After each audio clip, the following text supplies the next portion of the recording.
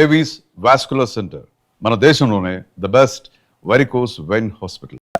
ఇందాక మీరు ఈ మాటల్లో చెప్తున్నట్టు ఆ కామాఖ్య టెంపుల్లోనే మీకు ఇష్యూ అయిందని చెప్పారు కదా, అసలు ఏం జరిగింది అనేది ఎవరికి తెలియదు. అని ఆ వీడియో మిమ్మల్ని ఇలా ఏదో గొడవ అవుతున్నట్టు ఆ వీడియో మాత్రం వైరల్. నువ్వేం చూసినావు దాంట్లో? పంతులకి మీకు ఏదో డిస్కషన్ అవుతుందని చూసాను. ఎగ్జాక్ట్గా చెప్పు, అదే కదా. అదే దాన్ని ఏమంటారు? డిస్కషన్. ఏమంటారు? డిస్కషన్ అంటారు. దాన్ని మెడల మీద తోసి నూకిందా? నూకుతాడు ఎవడన్నా? జనరల్గా నూకుతారా? నువ్వే పోయినావు, నువ్వు గుడికి పోయినావు, ఎవరికి రైట్స్ ఉంటాయి? నిన్ను బయటికి వెళ్ళబట్టే రైట్స్ ఎవరికి ఉంటాయి? జెలస్. అక్కడ జరిగింది ఏంటంటే ఇట్ ఈస్ ఎ జెలస్. రెండోది ఇట్ ఈస్ ఎ ట్రాప్.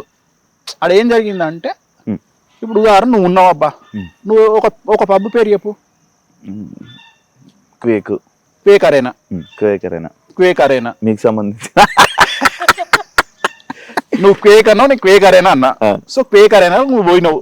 పోయేటప్పుడు నేనేం చేసిన అంటే, శివ అంటే నాకు పడదు, నేను సెల్ ఫోన్ పట్టుకొని గేట్ దగ్గర రెడీగా ఉంటా, అక్కడ ఉన్న బౌన్సర్లు ఇద్దరు ఆపమని చెప్పిన. శివను ఆపమని చెప్పిన. వాళ్ళిద్దరు ఏమన్నారు, నువ్వు వెళ్తుంటే నేను ఆపిరు అక్కడ. నేను వీడియో తీసుకున్నా దూరం నుండి. తెల్లారి నేను నా ఛానల్ వేసుకున్నా. క్వేక్ అరేనాలో శివను మెడలు పట్టుకొని బయటికి నూకిన బౌన్సర్లు, ఇది టైటిల్, తమ్మునేల్. ఓకే. ఎందుకు నూకుతారు? నీకు చెప్పు లేవా? నువ్వు తూరుకుంటావాను? చెప్పు తీస్తావు కదా. అంతే, కావాలని జరిగింది సిచ్యువేషన్. ఒకటి ప్లాన్ చేసుకుంటూ నేనేమంట అంటే, దీంట్లో వచ్చిందే ఉంది.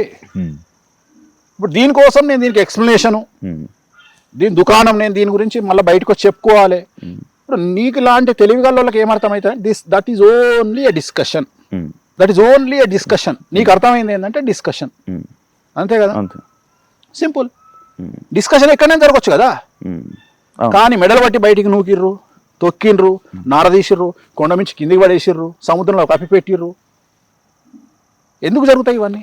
సో నేను అనేది పాయింట్ ఏంటంటే, దేనికి అవకాశం వచ్చింది అంటే, ఇలాంటి వేసుకోవడానికి అవకాశం వస్తుంది కాబట్టి. ఇందాక నేను చెప్పింది, నేను ఎందుకు అవాయిడ్ చేస్తున్న పబ్లిక్లోకి వెళ్లకుండా అంటే, దిట్ ఈస్ ద రీజన్. ప్రతిదానికి ఎక్స్ప్లెనేషన్ ఇచ్చుకుంటూ పోలేను కదా. ఎందుకు ఎక్స్ప్లెనేషన్ ఇవ్వడం? నేను ఇవ్వదలుచుకోలే ఎక్స్ప్లెనేషన్లు. నేను అనేది ఏంటంటే, నా లైఫ్ ఏందో నేను అనుకున్నది ఏం తెలుసా, వెరీ క్లియర్. నేను జనాల్ని పిచ్చోళ్ళం చేయాలని, జనాలంటే నా గురించి నెగిటివ్గా మాట్లాడే వాళ్ళను పిచ్చోళ్ళం చేయాలని ఫిక్స్ అయినా. కాన్సెప్ట్ అర్థం కాలేదు సార్. నేను నా గురించి నెగిటివ్గా మాట్లాడే వాళ్ళను పిచ్చోళ్ళం చేయాలి అని ఫిక్స్ అయినా. ఓకే. ఎట్లా అంటే, నువ్వు చూస్తున్నవన్నీ చెడే నా గురించి, అవేమి నిజాలు కావు. నెగిటివ్గా నా గురించి ప్రాపగండా, అవేమి నిజాలు కావు.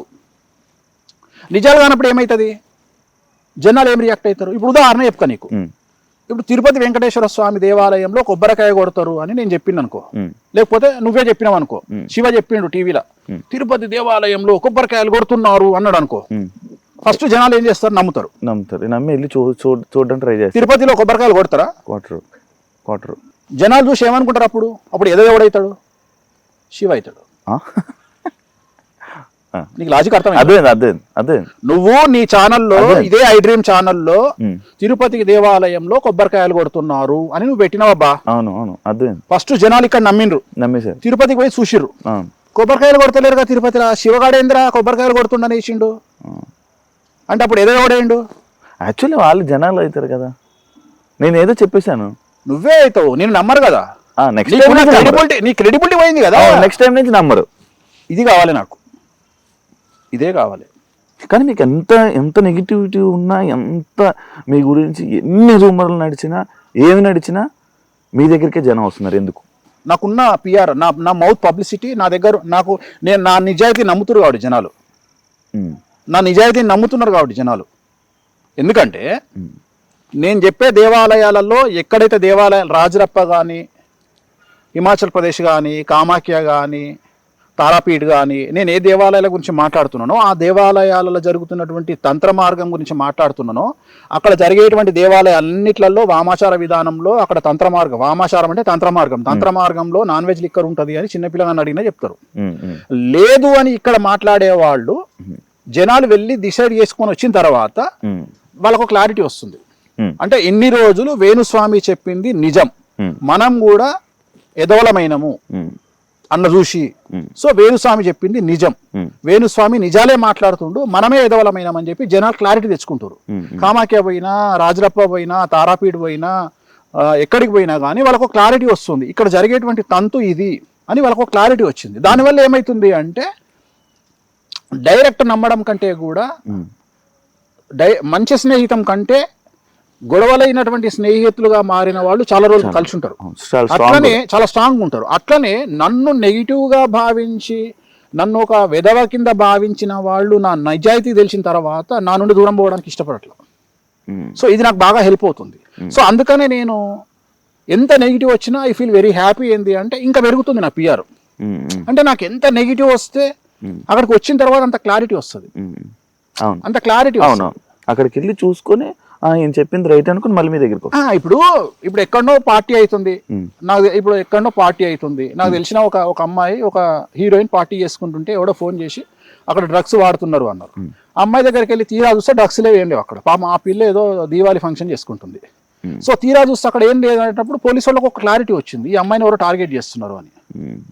అట్లనే జనాలు కూడా ఒక క్లారిటీ వచ్చింది ఏంటి అంటే ఇది వాంటెడ్లీ జరుగుతున్న వ్యవహారము, దీంట్లో వేణుస్వామిది ఏం తప్పు లేదు, వేణుస్వామి వెరీ క్లియర్గా ఉన్నాడు ఈ సబ్జెక్ట్లో, ఇది నిజాలు చెప్తున్నాడు వేణుస్వామి, కామాఖ్య గురించి నిజాలు చెప్తున్నాడు, మటన్ గురించి నిజాలు చెప్తున్నాడు, మందు గురించి నిజాలు చెప్తున్నాడు. రెండోది వేణుస్వామి జనరల్గా అందరు దొంగలు ఎవరైనా మందు తాగేవాడు వేరే కమ్యూనిటీ వాళ్ళు కూడా తప్పించుకొని తిరుగుతారు, అట్లాంటిది వేణుస్వామి నేను మందు తాగుతాం మాంసం తింటా అంటే తప్పే ఉంది, ఈ జనరేషన్లో తింటే తప్పే ఉంది. ఇప్పుడు మనం ప్రసాదం రూపంలో తింటున్నాము, ఇవాళ మనం వాడే మెడిసిన్లో కూడా డ్రగ్స్ ఉంటాయి, మన స్టెరాయిడ్స్ ఉంటాయి, సో వాటి వల్ల మనకు సైడ్ ఎఫెక్ట్ కూడా ఉంటాయి, బట్ మనం తొందరగా కోలుకోవాలంటే వాటిని వాడతాము. అట్లనే ఈ మన ఇట్లాంటి అమ్మవారిని పూజించడం వల్ల మనకు కావాల్సినటువంటి లబ్ధి చేకూరుతుంది, సో తప్పేం లేదు వేణుస్వామి నిజాలే చెప్తున్నాడు అని ఒక క్లారిటీకి వస్తున్నారు. సో దానివల్ల నాకేం ప్రాబ్లం లేదు. నేను అనేది ఏంటంటే నేను ఎప్పుడు భయపడతా అంటే నేను సమాజానికి శాస్త్రానికి తంత్ర మార్గానికి అమ్మవార్లకు వ్యతిరేకమైనటువంటి పనులు చేసినప్పుడు నిజంగానే ఖచ్చితంగా నాకు భయం ఉంటుంది. రెండవది నేను ఎక్కువ కాలం సమాజంలో మనుగడ సాగించలేను, ఎందుకంటే మనతో మాట్లాడుతున్న వ్యక్తి ఎక్కడ కెమెరా పెట్టుకొచ్చిండు, సెల్ ఫోన్ల కెమెరా ఉందా, చెప్పుల కెమెరా ఉందా, తలకాయ కెమెరా ఉందా, గుండీల కెమెరా ఉందా తెలియనప్పుడు నేను నిజంగానే లంగ పనులు చేస్తే ఈ పాటికి నాది వెండితెర మీద ఐమాక్స్ వేసి చూపిద్దురు వేణుస్వామి చేసే లంగ పనులు. ఇన్ని రోజులు ఎందుకు ఏం దొరుకుతలేవు అంటే నేను ఏం చేస్తలేను కాబట్టి. నిజంగానే వేణుస్వామి లంగ పనులు చేస్తే ఎంతసేపు దొరకబట్టడానికి ఎవడు ఇప్పుడు నేనున్న శివని టార్గెట్ చేయాలంటే 10 రోజులు నాది కాదనుకుంటే శివ ఎన్నిసార్లు పోతాడు బాత్రూమ్లో అనేది కూడా నేను ఇన్ఫర్మేషన్ తెచ్చుకోగలుగుతా నాకున్న ఇన్ఫ్లుయెన్స్కు. అది నీకు వర్తిస్తుంది, నాకు వర్తిస్తుంది. నన్ను నువ్వు టార్గెట్ చేసినా నీకు అంతే వర్తిస్తుంది, నేను టార్గెట్ చేసినా అంతే. నువ్వు ఎన్నిసార్లు ఆవలిస్తున్నావు కూడా నేను లెక్క పెట్టగలుగుతా నాకున్న ఇన్ఫర్మేషన్ బట్టి. సో పెద్ద విషయం ఏముంది, ఇక్కడ ఎవరు శుద్ధపూస కాదు కదా, నీకు వ్యక్తిగతమైన జీవితం ఉంటుంది, నాకు వ్యక్తిగతమైన జీవితం ఉంటుంది. సో నేను బౌండరీస్కి లోబడి నా పనులు నేను చేసుకుంటున్నా, నేను ఎక్కడ తప్పులు చేయట్లా. నేను సమాజానికి విరుద్ధం నేను రేపులు మర్డర్లు మానభంగాలు చేస్తే నన్ను సేమ్ యాస్టి శిక్షిస్తుంది న్యాయస్థానం. నేను అట్లాంటి పనులు చేయట్లా. నేను నా సబ్జెక్టుకు లోబడి నాకున్నటువంటి చరిత్రకు లోబడి శాస్త్రానికి లోబడి నా పనులు నేను చేసుకుంటున్నా. నేను ఎక్కడా తప్పుడు పనులు చేయట్లా. ఒకవేళ తప్పుడు పనులు నేను సమాజానికి తెలియకుండా చేసినా అమ్మవారు నన్ను నాశనం చేస్తుంది, ఊరుకోదు అమ్మవారు. ఎందుకంటే ఇలాంటి విద్యలు మనం తప్పు చేస్తే ఫస్ట్ దహనం అయ్యేది మేమే, మమ్మల్ని దహించేస్తుంది అమ్మవారు మేమేమైనా తప్పు చేస్తే, ఉగ్రదేవతల విషయంలో వామాచారంలో. సో అందుకని మేము తప్పులు చెయ్యం ఎక్కడ. అలా మా జోలికి వస్తే కూడా అమ్మవాళ్ళు ఊరుకోరు, ఎందుకంటే అందుకనే మా జోలికి రారు ఎవ్వరు. జనరల్గా వామాచార తంత్ర మార్గంలో ఉండే వాళ్ళ జోలికి ఎందుకు పోరు అంటే ఇది ఎందుకు రా వీళ్ళతో తలకాయ నొప్పి, వీళ్ళు ఉగ్రదేవతలను పూజిస్తారు, డేంజర్, వీళ్ళతో పోవద్దు. ఎందుకంటే మేము ఊరుకున్న అమ్మవాళ్ళు ఊరుకోరు, అందుకని మేము జనరల్గా ఎవరి జోలికి పోము. మేము వ్యక్తిగతంగా నా పని నేను చేసుకుంటా. సో దానివల్ల నాకు వచ్చే నష్టమేం లేదు.